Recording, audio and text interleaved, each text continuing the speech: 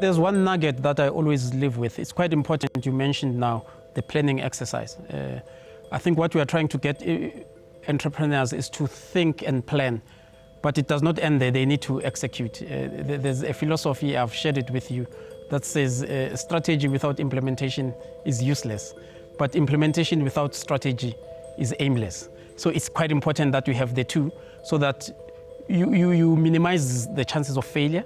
And if you do fail, you fail better, you fail faster, and you fail forward.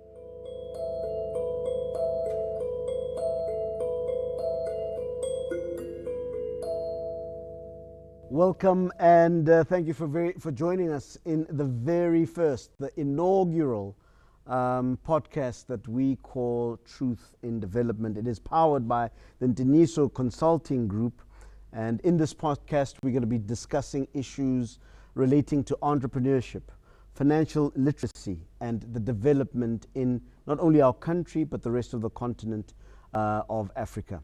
And today I'll be speaking to the Group Chief Advisor, Mr. Ntiyiso, about a number of aspects, but really today we'll be focusing on the issue of strategy as a value creator. We're going to have that conversation in a few moments' time, but let me welcome Mr. Ramabunga. Ntiyiso, can I call you Ntiyiso? Of course, Aubrey. Thank you very much, sir. Yeah. Thank you very much for joining me this afternoon, and I really appreciate it. We're starting this new project. We are starting a conversation not only with our clients, but with the continent at large, and maybe even further on. What is the purpose of this podcast, Truth in Development? Thank you, Aubrey. It's such a great experience to be here. I think it's a very rare opportunity that personally, as people, we get to impart the knowledge, or at least the blessings that God has blessed us with, sure, to other people. So let's set some context. I think South Africa is in a dire situation, a situation that you see in every aspect of life. Economic development, we are not doing too well. If you look at organizations, and I guess that will be the focus of our conversations today, you could argue that there's quite a lot of challenges there. And you can see that with not enough big business that are growing in South Africa. In fact, you can ask, when was the last time we had a very big corporate coming into the main fold? Probably it was MTN, right? Yeah. But prior to that, you're looking at organizations such as Standard Bank, such as Bidvest, but those are all legacy historical businesses. We're just not building enough equity in that space. And if you were to look at entrepreneurship at large, South Africa is still very much immature when it comes to entrepreneurship. There are stats, by the way, that says even those that make it to at least starting out a business, the chances that they'll fail within the first 5 years of starting out. Again, that paints a plethora of the challenges that are being faced by South Africa. And finally, which is up our alley again, is the issue of development around revenue management in the utility and municipal space. It's safe to say that the municipal finances are in the spotlight at the moment, and very few of the municipalities are cutting it, if at least making it. Reports are so I'll spare you that, the painting of that. So for us, it's quite important that I spoke about the blessings that we've been given. We happen to be in these spaces. We happen to have worked in these spaces. We happen to have had the luxury of going to school and studying these concepts. But much more importantly, we've had the privilege of practicing these concepts in our very little corners. And we've had a lot of learning and so what's and aha moments that we've picked up. I guess really the purpose of this podcast is to package all these learnings and all these practices and all this knowledge and share it with South Africa in a hope that we stimulate the debate around development in the economic space, in the organizational space, in the revenue space. So one of the things that comes out very strongly in your mission statement as Ntiyiso Consulting is the idea that you want to develop not only businesses but the communities in which you emerge. Yep. And I've come to understand that there are various skilled people that you employ who have various skills, doctors of this, MBAs in that, and so forth. And part of the strategy in the development of the community that you have is to expose those thought leaders, those experts to the community, and I suppose that's a way by which you are contributing to the development of the community in which Ntiyiso Consulting emerges? That's very true, Aubrey. Our mission is actually very simple. We say we empower institutions that enable Africa's development.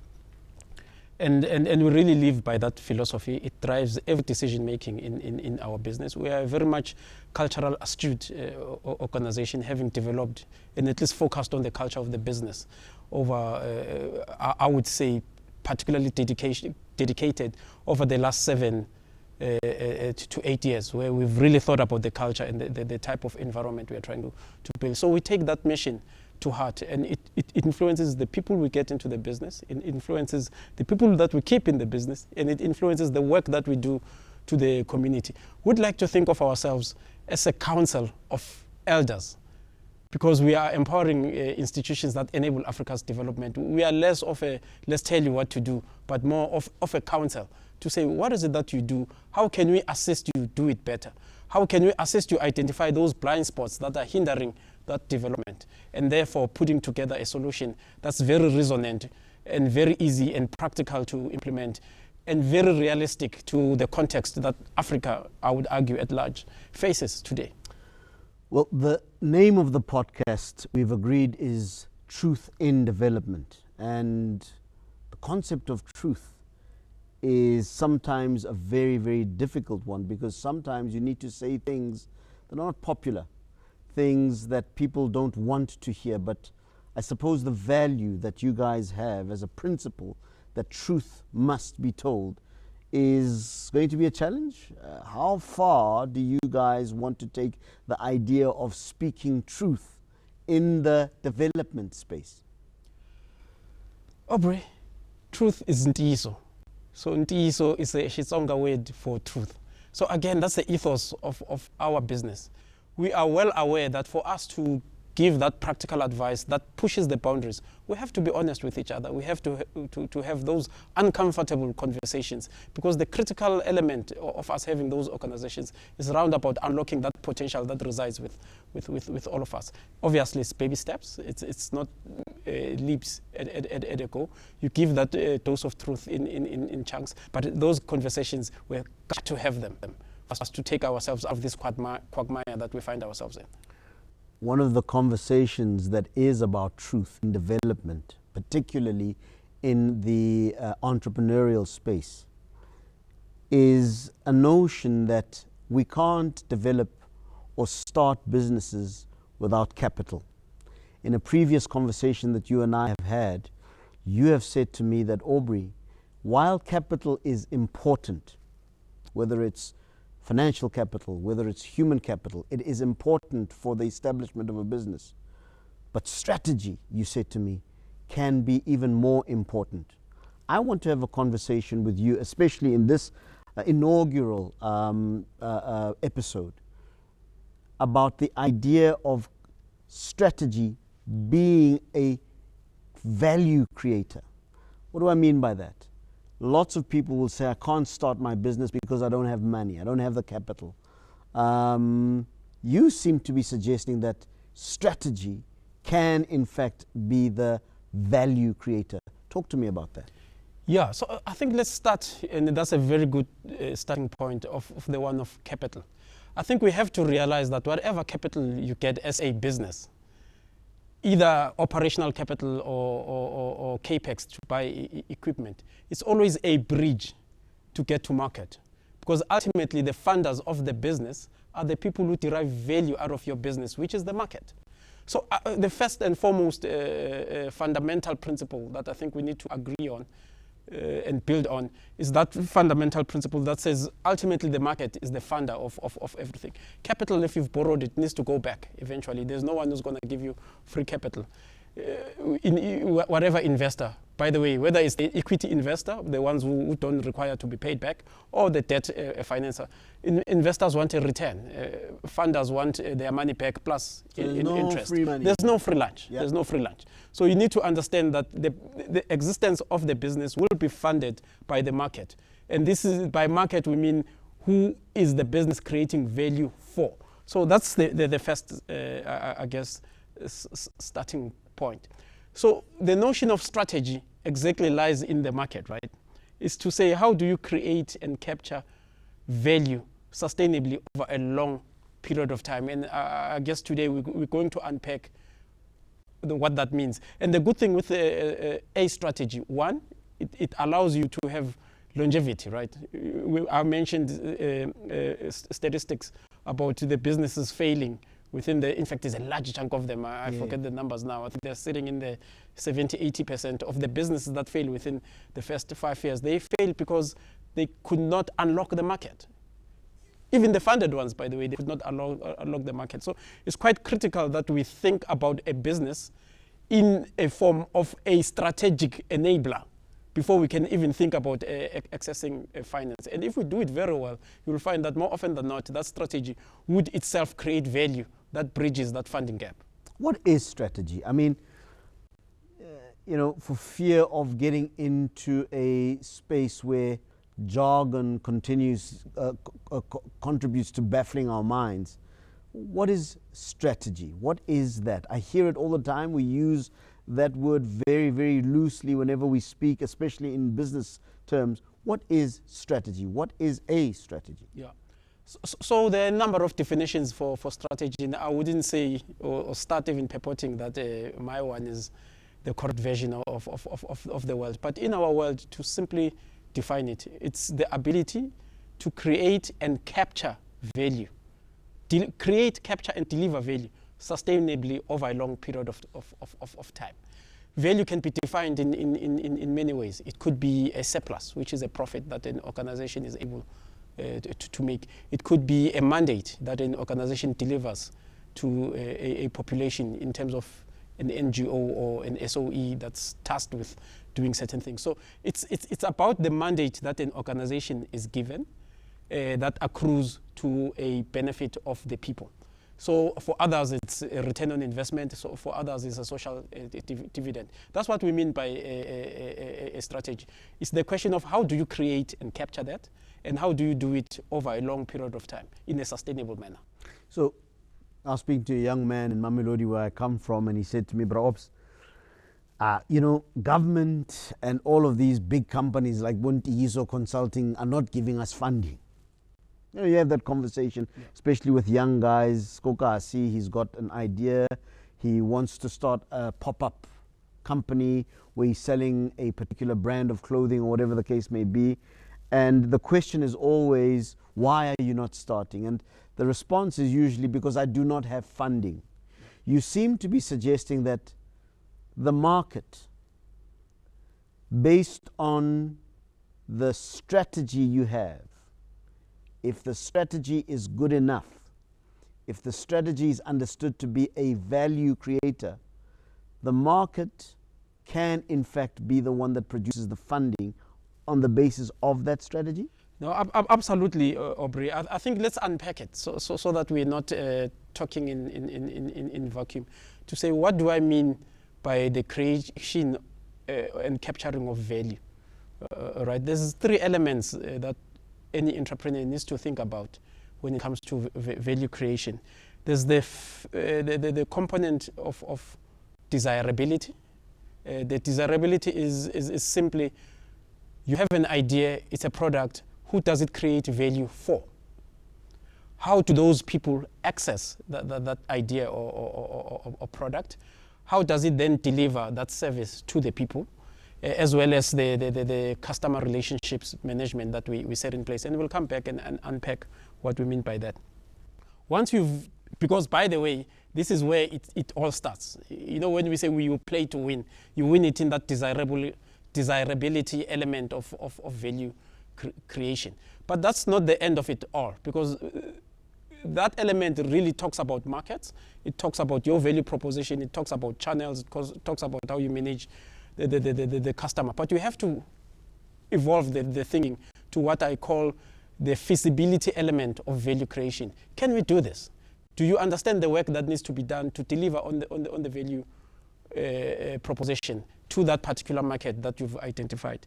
Do you have the necessary resources, whether it be IP or even this is where capital comes in? I did say that you can't negate it. Or sometimes can you have a minimum viable product that you can take to market that requires less in investments? So have you thought about the resources so that you can plan and launch a service, and how much of those resources you would require? And finally, which is in terms of feasibility, and people don't hardly ever think about this one, what sort of strategic partnerships? Who's out there who can help you to deliver this product, right? Who is naturally aligned with your ethos, your values, and is complementary to your value proposition, who's aligned to help you assist, deliver that value proposition? So your suppliers. Suppliers. Yeah. So which parts of the works that needs to be done are you going to outsource? What sort of contractual arrangements beneficial to both parties can be determined for you to be able to deliver that value proposition? So once you've determined those two aspects, I said the desirability and the feasibility, you're in the game, because the question now becomes this final component that they talk about. Is your idea a viable idea? And that one is a very simple act of, from my value proposition, I can make money, I can generate revenues. From my feasibility aspects, I generate cost. Are those revenues enough to cover the cost and make a surplus? And am I able to do it? So what you're saying time? to me is that an idea, on the face of it, can be feasible, but not viable. Not viable, absolutely. It can be desirable, but not feasible. Feasible. And it can be feasible, but not desirable. Yeah. So all of those three elements need to align in order for you to be able to say that I've got a strategy that can bring value. And in that instance, you're saying to me that the strategy becomes the value creator itself. No, absolutely, absolutely. This is when now you are able to attract investors, by the way, where you are able to unlock funding, particularly the early stage type of investors, because those are the ones who will come to you, or you'll go to them to go pitch an idea. The first three things they will want to know is that, are people interested in this? Is there anyone out there who's willing to part with money for what you are talking about? How big is that market? What is its propensity or potential to grow? How sensitive are they to pricing? What do they demand? So an investor will ask those things, and once they are satisfied that the opportunity is there, because the opportunity will arise out of that desirability element, is then to say, but can this guy do it? Does he understand what it takes to pursue and go after this market and deliver the value and attract customers? If you tick that box, the question is, can we make money out of this? More likely than not, an investor will then seed the business that then allows you to build a product and able to scale it, because that then becomes the equity portion of what you as an entrepreneur is creating. Once you've done that, you are then able to attract the debt funding that then allows the business to start growing and attracting more and more capital, obviously in a sustainable manner. So it's quite critical that you think about all these three elements to both, by the way, attract the equity investors as well as the debt funders. Many times, particularly young or small entrepreneurs will think that all I need to have is an address or a website, and I am skilled in maybe making amakwinya or fixing a card, panel beater. And if I've got an address, I've got some sort of a presence on the World Wide Web, Bob's your uncle, I've got a business. You're saying that we've got to think a little harder as to whether this thing that I can do is desirable in the market that I want to serve. You've got to think a little bit harder whether or not this thing is feasible. Can it be done? Do we have the resources to actually make it happen? And thirdly, is it viable? Is it something that is going to bring value in the sense that, is it going to be profitable? Is it going to be something that is not only profitable, but profitable over a long time?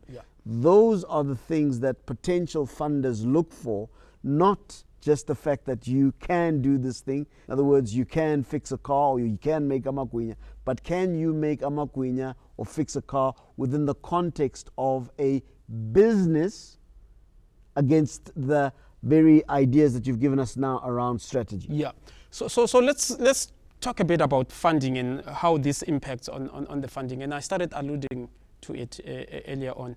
Very early on in a business, when you are starting it out, more likely than not is that you can only attract equity funding, particularly when there's no product and you still have not gone out to market. And there's various ways of attracting equity funding. It's either you can get to family and friends to raise money so that you are able to develop a prototype, or you can go to like-minded people who are then be able to lend their sweat equity to start building the ventures. The reality is that you're not going to be able to access at that stage the debt funders, because those ones will be looking for constant cash flows, because all they're interested in is this business generating money? Can it pay back the loan with interest? That's all they're, because they don't have skin in the game. They don't want to take that risk as compared to an entrepreneur. So let's talk about the equity funding portion. It's very important that you have these elements that we're talking about for you to be able to solicit that equity. If you are going to be convincing someone, by the way, for them to include sweat equity, you have to sell them into this notion of what is this business? What is it that you are trying to target? Do you understand the work that needs to be done? What is their role in terms of the strategic partners, or being directly involved in a business as a partner or the first employee who's willing to give their hard-earned time to make sure that this venture gets off the ground.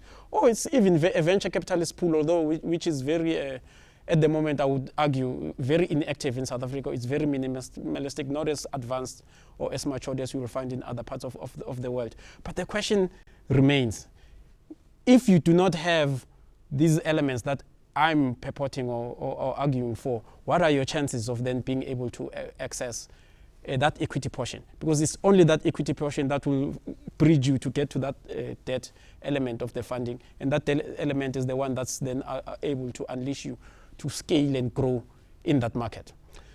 So as we come to a close in this inaugural, the very first podcast of Truth in Development, I'm hearing you say that the thinking, the planning, the understanding of the purpose for which you exist as a business can itself be the value that attracts funding for the business to start. There are different models for the financing of the business, but fundamentally the business has got to be a desirable business, it's got to be a feasible business, and it's got to be a viable business.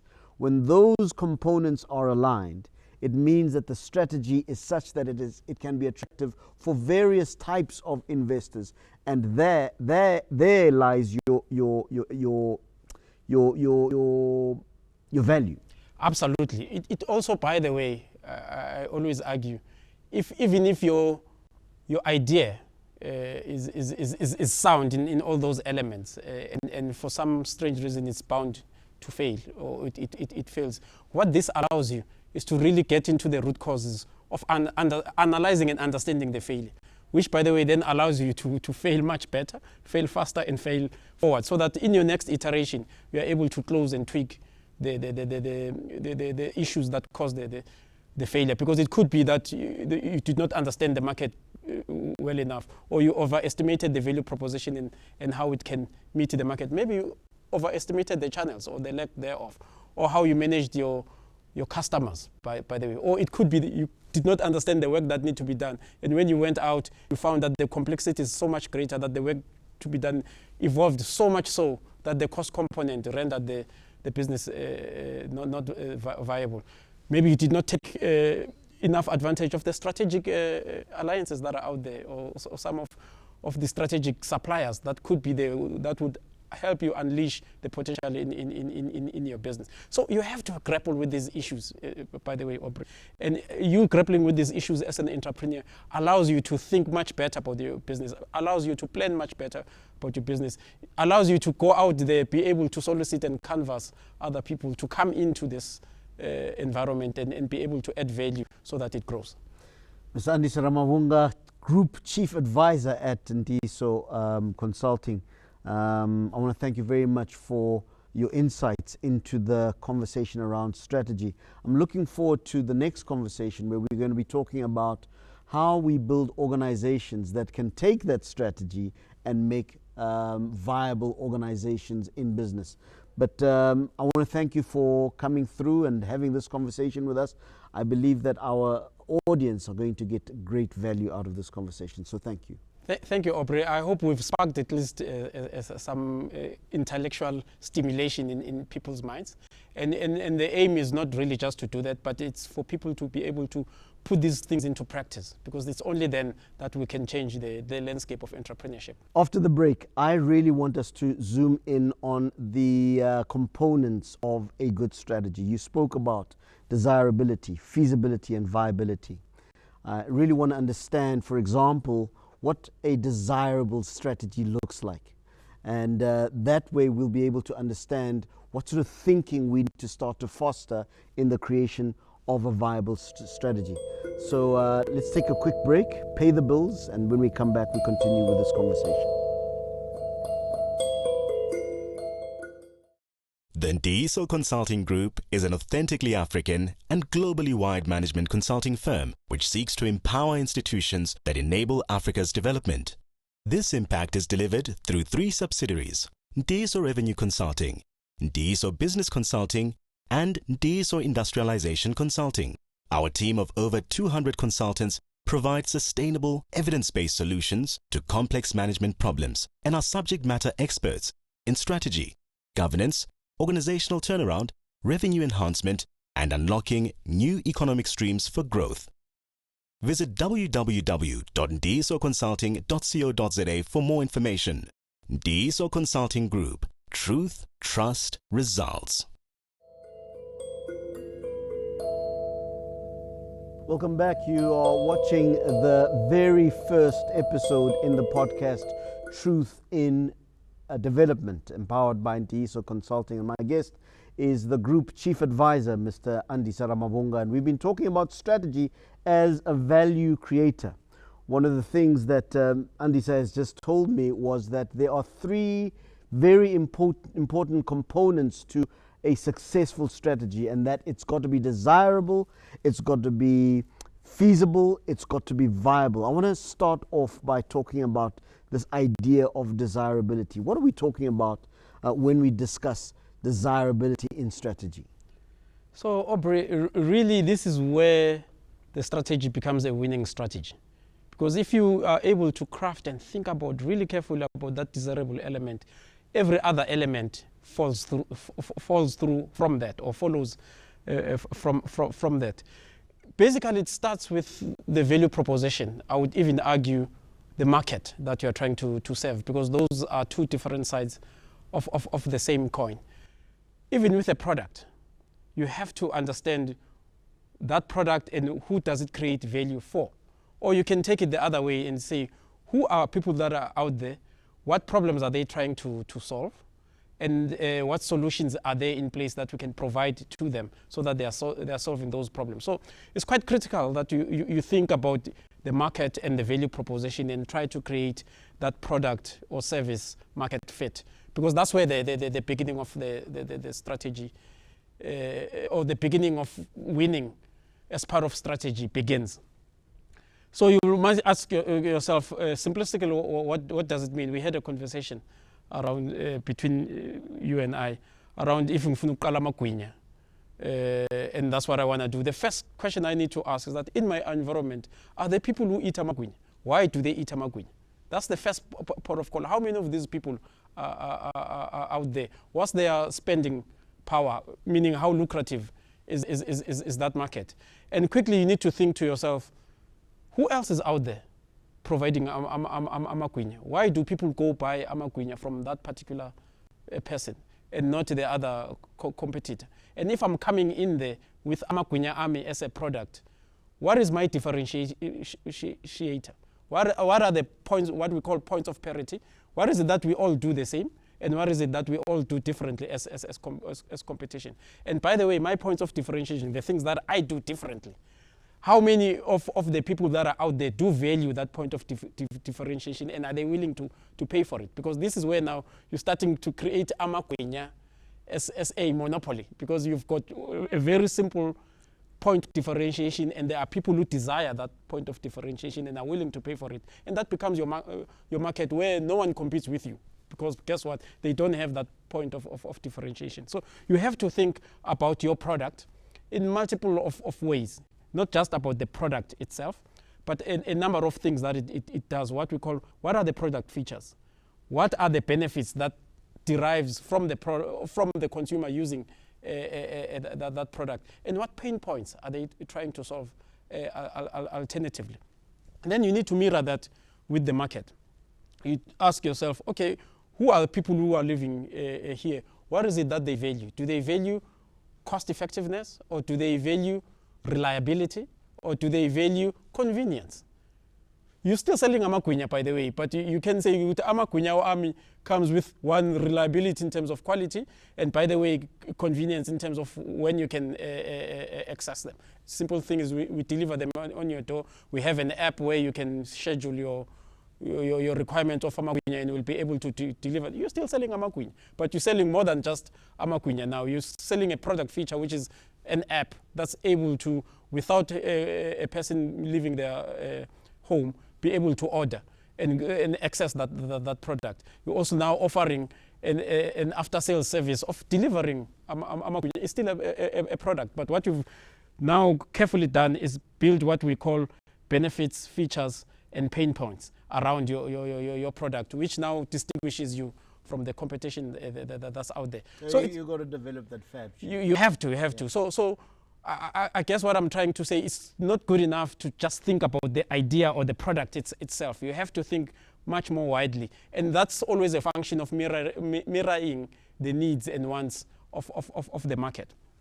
And let's park that for a while and think, once you've now differentiated yourself and you've understood your market, you have to think about these two boxes I mentioned earlier when we started our conversations around the channels. And channels, there could be a plethora of channels. One is the awareness channels.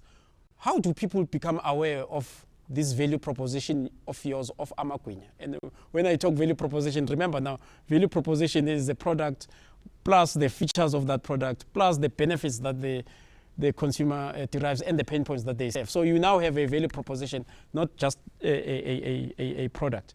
How do people become aware of that value proposition? And you can think, okay, I'll go social media, maybe I'll have a very strong word of mouth, or maybe I'll go to churches and preach this to Abokoko, or where, like places where I'll find people who gravitate towards my product. You have to think about the awareness. And the awareness, by the way, is the beginning of the promotion and the marketing of your product. Once you've done that, you have to think about channels of accessing the product. Can I go to the shops? Or the app itself becomes a channel. Phone lines become a channel. You have to think and plan for those properly. And then the after-sales channels, which are very critical. How do I receive feedback from my client? How do I deliver Amagwinya to them? Because now they've bought, I need to go deliver a product to them. So we have to, an entrepreneur has to think carefully around that channel strategy. And by the way, channel strategy could be used with channel management, which is the last part of the block. Sorry, customer relations management, because you can use your channels to manage your customers.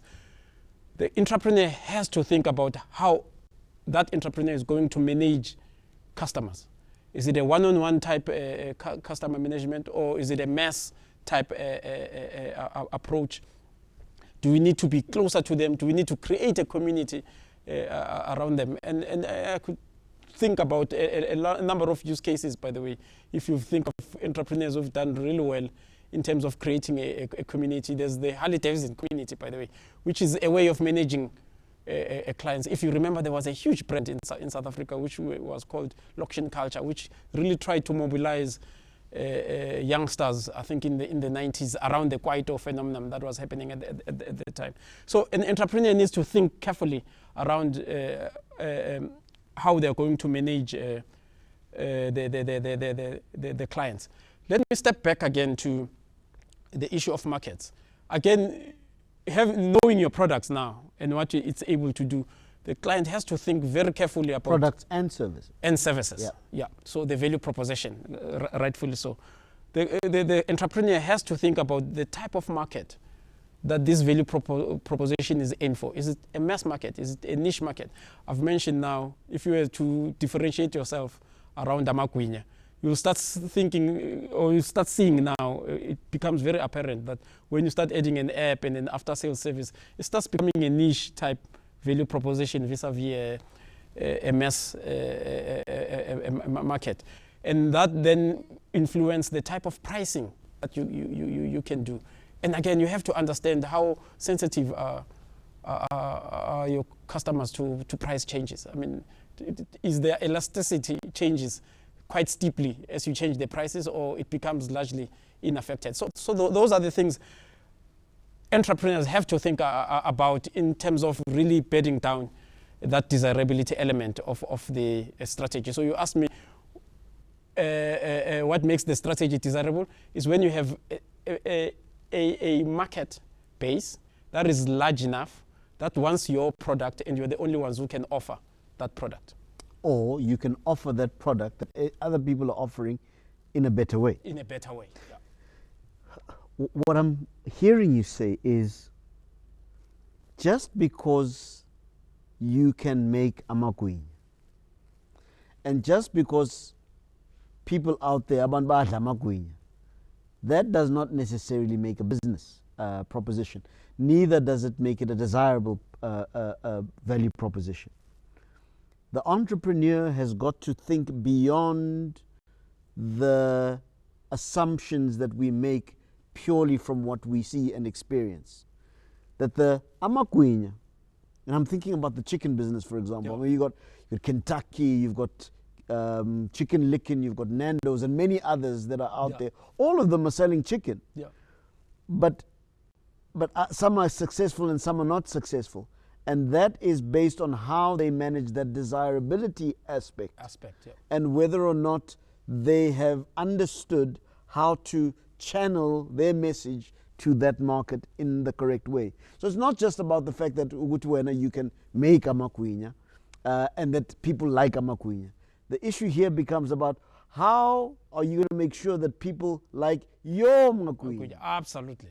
So that is what we're talking about here when we say we want to discuss the issue of desirability here, that there are many components, many portions of thought that need to go into whether or not this is a desirable strategy or not. Because it's not just about whether or not people eat Amakwinya. People eat Amakwinya, but the issue here is not whether people eat Amakwinya, it's whether they will eat your Makwinya. And you've got to customize, if I'm understanding you correctly, the message of your Makwinya and how you add value to the production of Amakwinya for that specific market.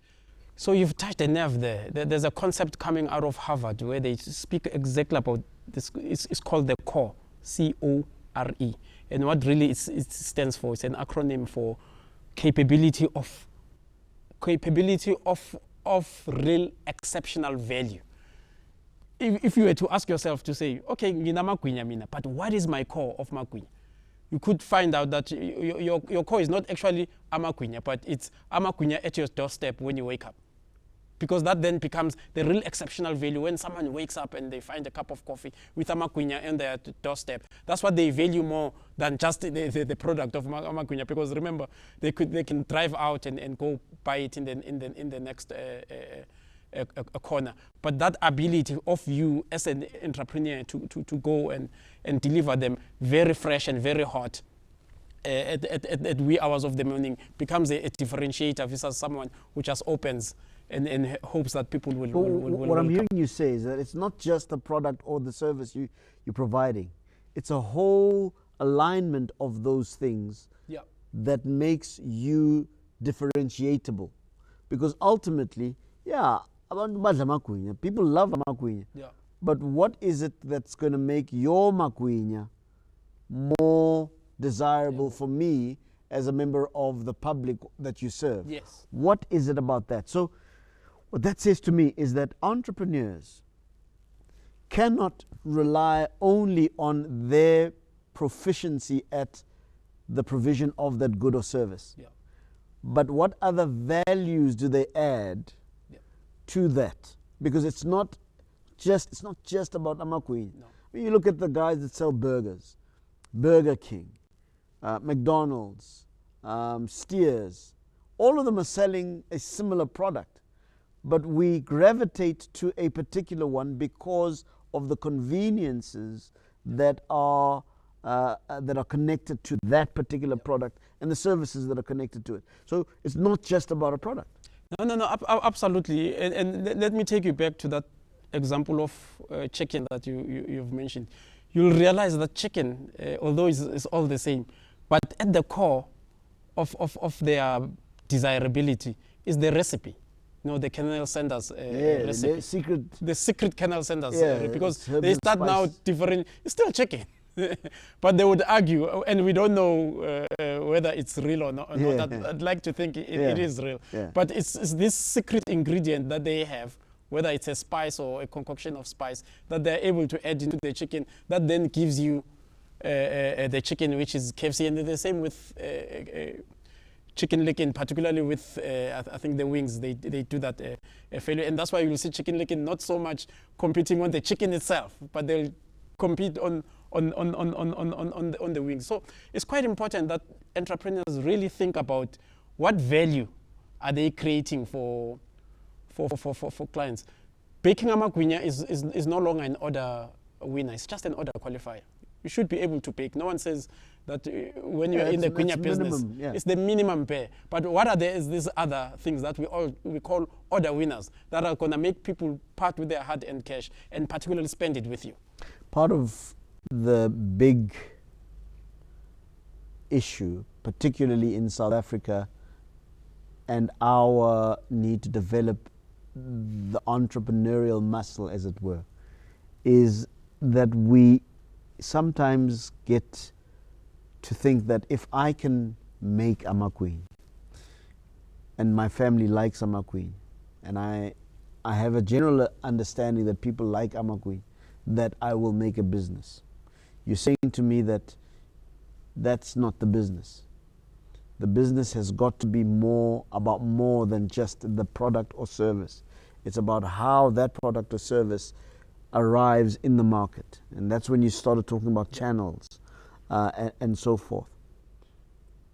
It then strengthens the conversation about strategy being a value creator. Absolutely.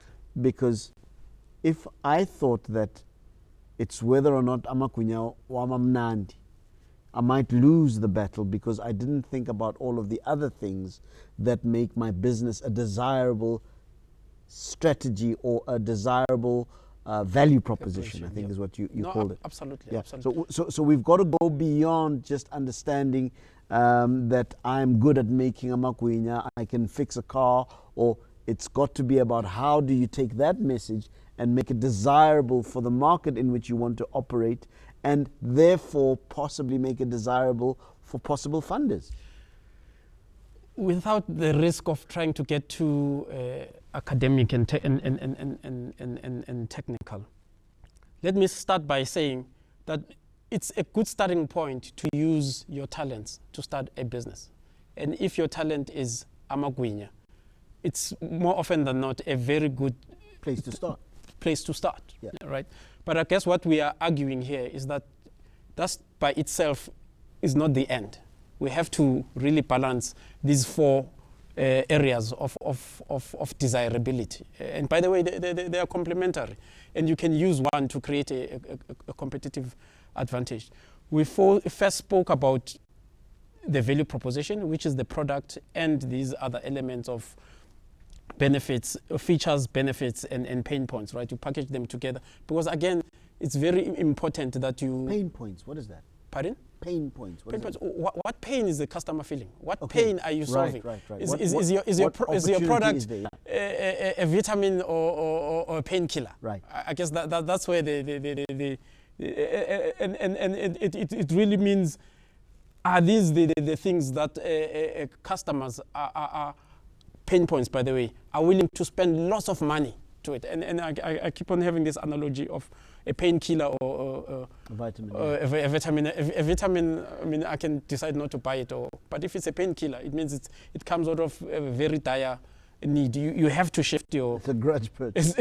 You have to have it because it sustains and prolongs life. So you have to almost shift your product to becoming a painkiller vis-a-vis. You're looking for a certain level of indispensability. Yes. Right. By the way, I'm saying you package all those things I've mentioned because they are very important for messaging and they are very important for competing in the market. There are people, by the way, who compete at the product level, but unfortunately or fortunately, depending on how you structure your business, whether you want it to be a commodity business where the scale comes in.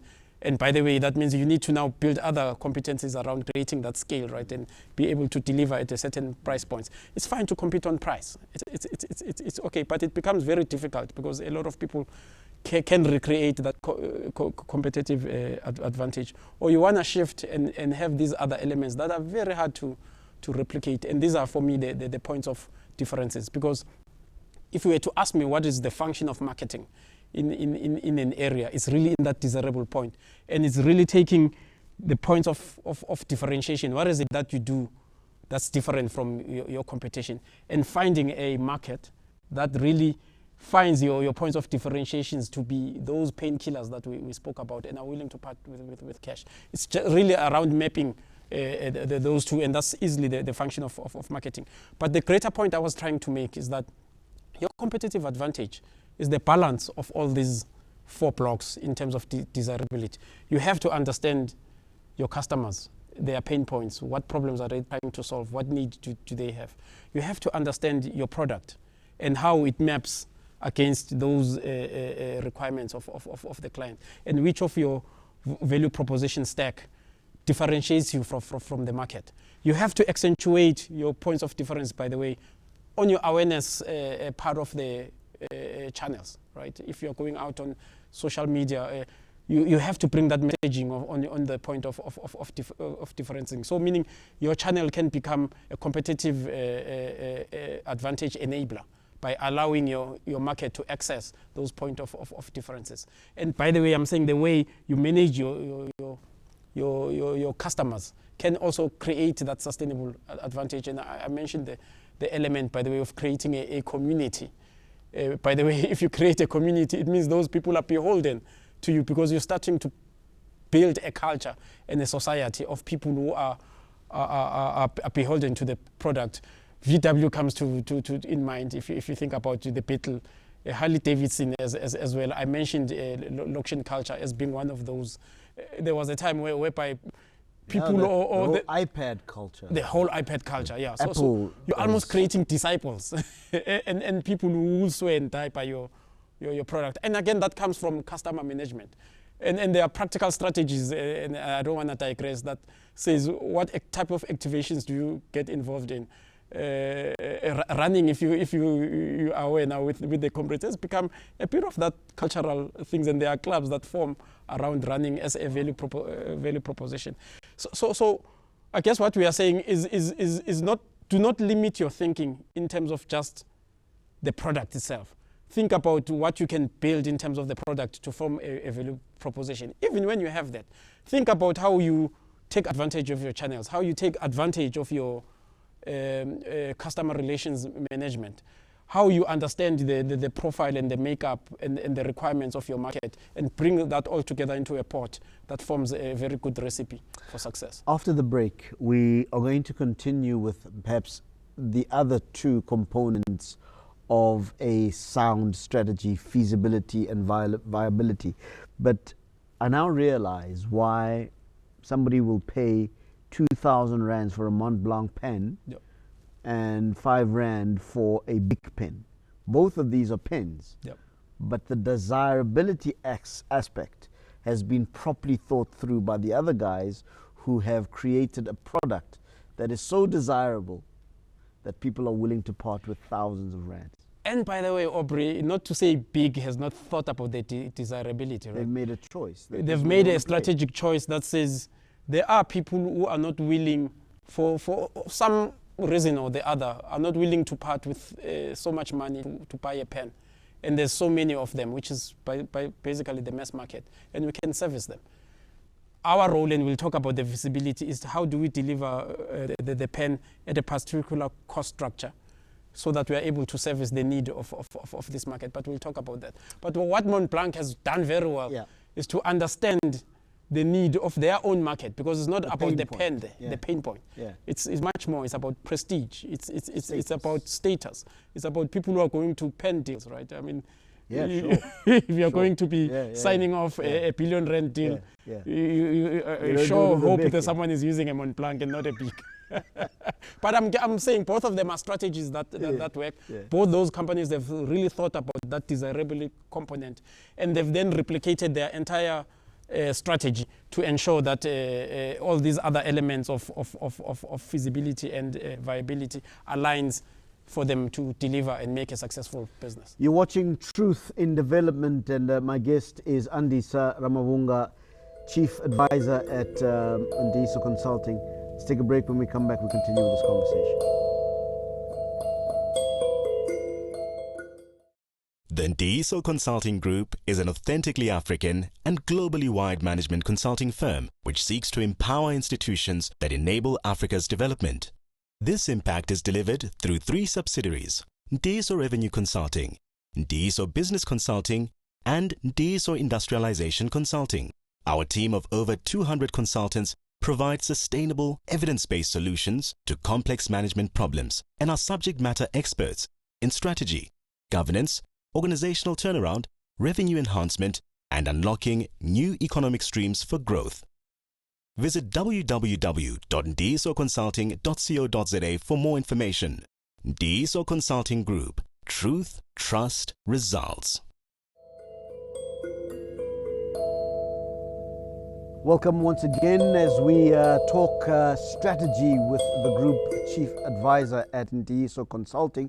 You're watching The Truth in Development, and we've been talking about strategy as a viable, as a feasible, as a desirable way of creating value. Conversation has been about the idea that sometimes it's not always about funding, but a well thought through plan, a well thought through strategy for creating value for your customers and the market that you serve. We had been talking prior to the break about the issue of a desirable strategy, the desirability of the plan or strategy that you have. But there are 2 more components in the idea of, or in the concept of strategy, and that is feasibility and viability. Let's talk about feasibility. So I started mentioning, or at least describing, that element of feasibility. And the thing to bear in mind is that these elements are interlinked. In fact, it's called them parts, but put together they form the whole. So for you to be able to fulfill those requirements as set out in the desirability aspect of your strategy, you have to think about now the components that you need to set out in the feasibility part of the strategy. And the first concept there is the work that needs to be done to deliver on the value proposition. And let's take as an example the Amagwinya value proposition that's expanded, right? The one that says you get Amagwinya wako delivered on the door warm for you to enjoy with your coffee, because that's the customer promise we make. Now you need to understand that the work to be done there is very different. It's no longer only about baking, right? It's about packaging so that we are able to keep Rawo Magwinya warm. It's about distribution management so that we are able to deliver those Amagwinya to the people. It's the after service fulfillment, because whatever packaging hopefully is not disposable, you need to then get it back. It's the whole logistical things process, you really need to think about based on the customer promise that you made on the desirability element. you have to then think about the resources that you'd require. Obviously, there's the standard stock resources that you'd want. You'd want an oven, you'd want an inventory of ingredients. So you can split the resourcing, by the way, into what you will need in terms of capex and what you will need in terms of opex. So the ingredients will go into the operational because it's stock. You will need maybe that recipe, a golden recipe, that taste, which is patented and protected, and you need to have it as part of your resourcing. You also need to think about the ovens that you need. Remember, now we are distributing, right? You need to think about the vehicles that you're going to be using to distribute, and also think about packaging to keep amakwinya's warm. So that's all capex. So all of a sudden, you have to think bigger around. You're going to be thinking about issues such as efficiency. Right? Efficiencies, right. Absolutely. But the one that interests me that a lot of people don't think about is that element of strategic partnerships, or call them strategic suppliers for those who call them strategic suppliers. Because, by the way, you don't have to buy your own cars, right? You can have a strategic partner who has a car, and therefore it takes away that investment one that's required out of your resourcing and the money to buy the cars, and you get someone with cars, and you get someone with logistics experience who's able to plan routes and so forth. So you have to think carefully about that, to say what elements of the work that needs to be done do you do in-house vis-a-vis what can you get other people to do, so you do it outsource. I imagine, Ntiyiso, that would mean you've got to be very close to the core business in your own mind. Yeah. Because it's very easy, I would imagine, that your Makwinya business gets taken over by the logistical side of things, and you start to forget about the fact that actually here we are about Makwinya. Yes, the strategic partnerships are important, but I imagine that those strategic partnerships must still be on the basis of the loyalty to the core business. Yeah, that's a very interesting and quite exciting example you're putting in. Let's step back. I did say that everything emanates from the desirability element, and if you bet that one down, the rest of the elements follow. Let's take, for example, that the core that I spoke about, capability of Yes. of real exceptional value, is hot amakwinya on your doorstep, right? That's the brand promise you make. Right. Then you think about, okay, am I in the business of baking amakwinya, or do I outsource that one? Do I all of a sudden, I'm not in the business of baking amakwinya, but I can find a very good baker who can bake those amakwinya, and I can guarantee them demand.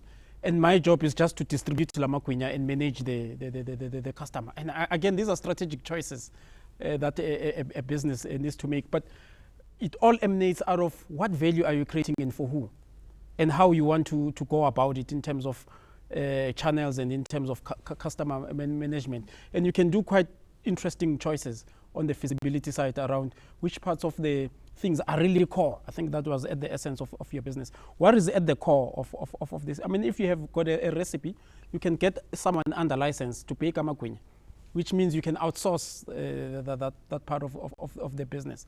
And yours, and by the way, you can even outsource the logistic element. And what really becomes your core business is that customer management, the ability to get those customers, right? Because you've got the ear of the market, right, and you are able to get to them. The ability to respond to the requirements and needs as they evolve and change. Your ability to innovate and be able to find new products or that augment the value chain. For example, different packaging or cheaper packaging and so forth, which is a very different business, right, to just a bakery. Yeah. Yeah. So again, this, I guess the framework that we are putting in is really understand what value you are creating and what will it take to deliver that value. And it takes an entrepreneur making those strategic choices. Sorry to digress, but by the way, as entrepreneurs, even big organizations are faced with this dilemma, right? I am very much aware, for example, in the telcos, if you look at Vodacom and MTN, by the way. They've become just market managers, by the way, because guess what? They've outsourced the rollout of the network. There's people who are willing to put in that infrastructure and white label it and sell it to them and maintain it. Theirs is just to manage the customer base, grow the customer base, and create that contract management with the supplier of the network to be able to fulfill and make sure that those SLAs are met. So at some point, there's been a discussion and a thinking process about what is our core value, what is Absolutely. our core business, I can tell you, and therefore we can hive off certain things. But it all started other somewhere. I can tell you, at some point they were building their own networks. Right. At some point they were taking the pain. They have to think capex. They had to hire engineers. But at some point they really understood to say, but what is the core of our business? Where is that real exceptional value that we are creating? And what is it that actually we need to be very good at? And what is it that we can allow strategic partners to have?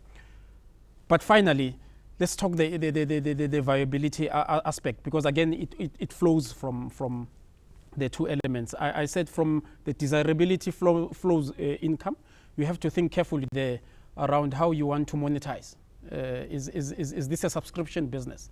Is this a once-off deliver the product type business? Is it a combination of both? What would be quite interesting, by the way, is to have quantities on Amagwinya, where you can take deliver of Magwinya every day. I need 20 based on the family that I have, and you tier them like that, and I pay off a once-off subscription that gets deducted every month, and I have the expense of Amagwinya. Or even if you are much more innovative, you can even determine the days that you want Amagwinya, not maybe on a day-to-day, but you pay off a once-off. All sorts of conveniences there. Conveniences. So again, that's the way that you need to think.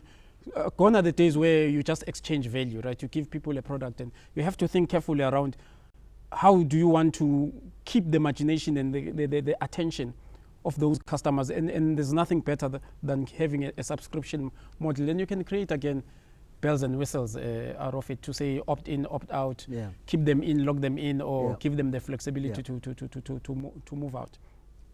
So on the feasibility side, that's where you get the cost. I mentioned capex, if you remember, in the resourcing, because there's some once-off costs you need to do, buying vehicles, buying what do you call this, ovens and so forth. And the OPEX side is the ingredients, is the stock that you need. That's fairly standard. And again, how you play around with the feasibility determines which cost is capital or OPEX. If you decide to have a strategic partner, for example, then that becomes, in terms of vehicle and logistics, that becomes an operational expenditure and not a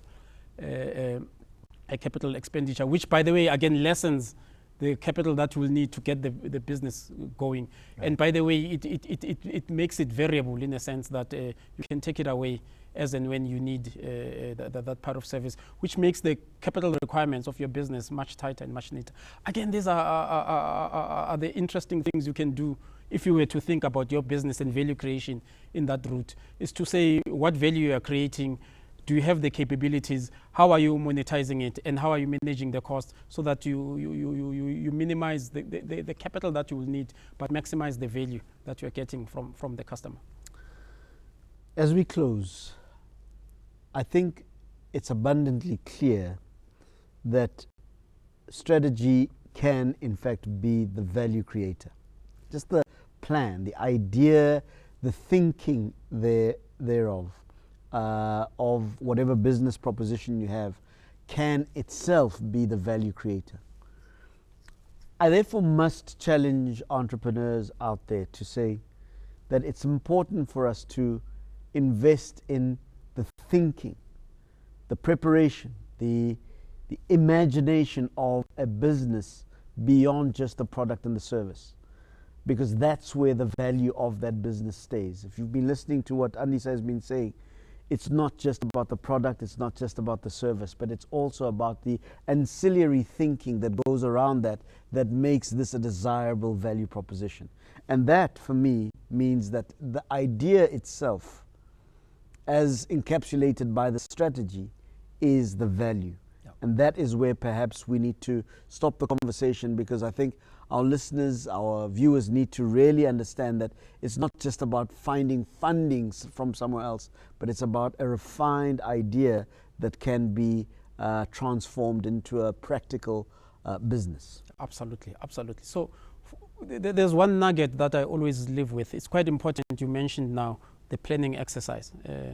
I think what we are trying to get entrepreneurs is to think and plan, but it does not end there. They need to execute. There's a philosophy, I've shared it with you, that says strategy without implementation is useless, but implementation without strategy is aimless. So it's quite important that we have the two, so that you minimize the chances of failure.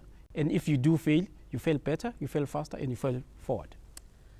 Andisa Ramavunga, the Group Chief Advisor at Ntiyiso Consulting. I want to thank you very much for joining us this evening for the inaugural podcast of The Truth in Development. Really appreciate your time.